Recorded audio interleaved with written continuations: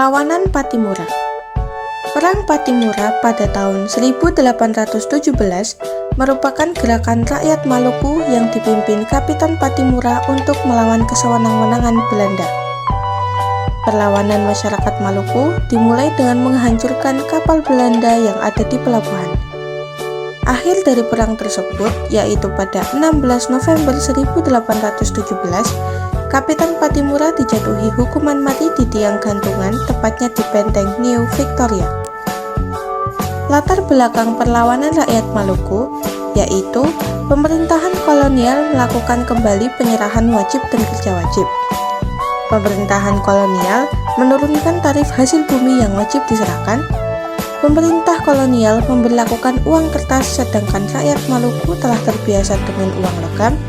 Dan pemerintah kolonial menggerakkan pemuda Maluku untuk menjadi prajurit Belanda. Perang Diponegoro. Sebab umum terjadinya Perang Diponegoro adalah rakyat dibelit berbagai macam bentuk pajak dan pungutan. Pihak Keraton Yogyakarta tidak berdaya menghadapi campur tangan politik pemerintah kolonial. Dan pihak keraton hidup mewah serta tidak memedulikan penderitaan rakyat. Adapun sebab khusus terjadinya Perang Diponegoro adalah Pangeran Diponegoro tersingkir dari elit kekuasaan karena menolak berkompromi dengan pemerintah kolonial. Pemerintah kolonial melakukan provokasi dengan membuat jalan yang menerobos makam leluhur Pangeran Diponegoro. Belanda menangkap Pangeran Diponegoro dan dibawa ke Batavia, yang selanjutnya dipindahkan ke Manado, lalu dipindahkan lagi ke Makassar hingga meninggal di Benteng Rotterdam pada tanggal 4 Januari 1855.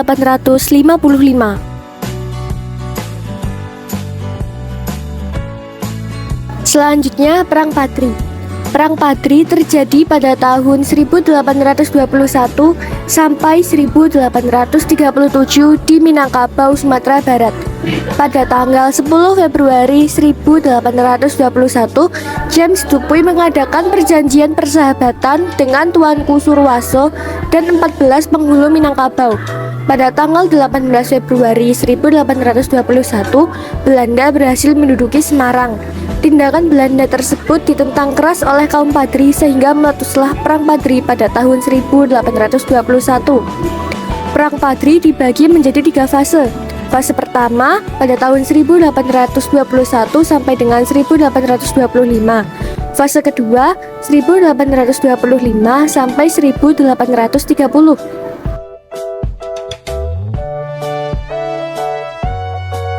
Perlawanan Rakyat Batak 1878 sampai 1907.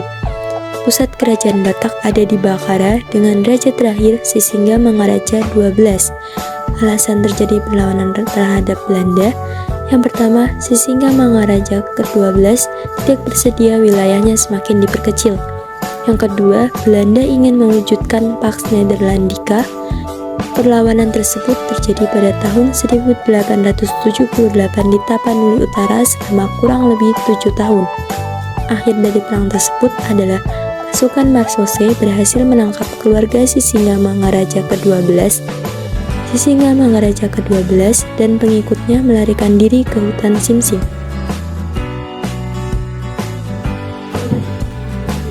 Pemerintah kolonial Belanda dan para penguasa di Bali bersengketa menyai hak tawan karang, yaitu hak Raja Bali menyita kapal yang kandas di perairannya.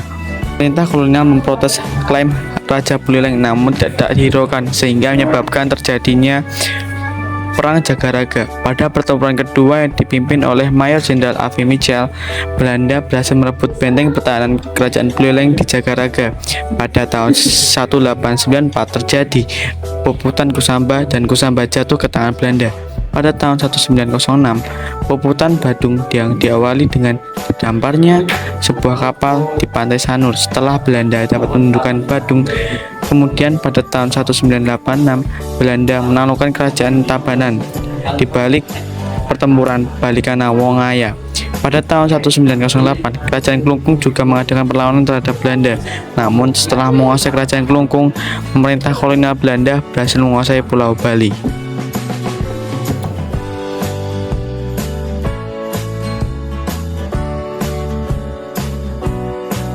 Selanjutnya adalah Perang Banjar. Perlawanan dipimpin oleh Pangeran Hidayatullah dan Pangeran Antasari, putra Sultan Muhammad yang anti Belanda. Pada bulan Agustus sampai September tahun 1859, pertempuran rakyat Banjar terjadi di 3 lokasi, yakni di sekitar benua 5, sekitar Martapura dan Tanah Laut, serta sepanjang Sungai Barito. Pertempuran di sekitar Benua 5 di bawah pimpinan Temenggung Jalil. Pertempuran di sekitar Martapura dan Tanah Laut dipimpin oleh Demang Leman, dan sepanjang Sungai Barito dikomandani oleh Pangeran Antasari. Dalam perang Banjarmasin tersebut, Belanda berusaha menarik perhatian rakyat dengan menurunkan Pangeran Tamjidillah dan mengangkat Pangeran Hidayatullah sebagai sultan. Tetapi Pangeran Hidayatullah menolak. Pada tahun 1860, Belanda menjadikan seluruh kerajaan Banjarmasin menjadi wilayah kekuasaannya. Pangeran Hidayatullah memihak Pangeran Antasari. Tapi pada tanggal 28 Februari 1862, Pangeran Hidayatullah ditawan Belanda dan dibuang ke Cianjur, Jawa Barat. Pangeran Antasari terkena penyakit cacar. Setelah sakit beberapa hari, Pangeran Antasari meninggal pada tahun 1862.